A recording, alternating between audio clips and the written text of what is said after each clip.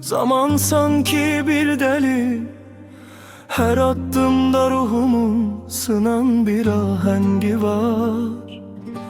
Ben seni misralarda, kafiyede gezirəm, seni mən bu şehrin küçəsində gezirəm.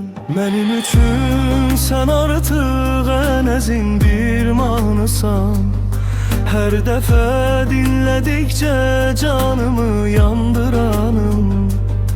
Ruhumun boşluğunda sessizce fırlanırsan, yuxumda gülümseyip gerçekte donduranım.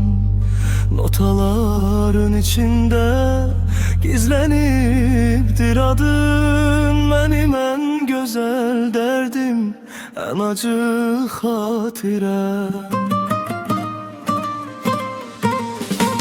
Kalbimin en derini, en uzak yeri sensen.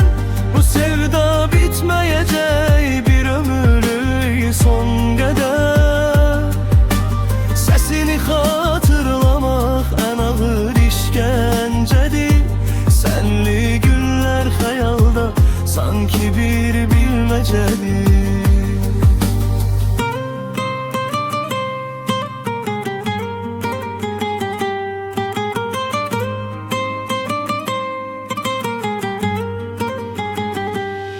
Benim için sen artık en ezin bir mahnısan.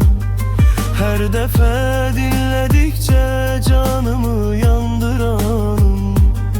Ruhumun boşluğunda sessizce fırlanırsan, yuxumda gülümseyip gerçekte duranım.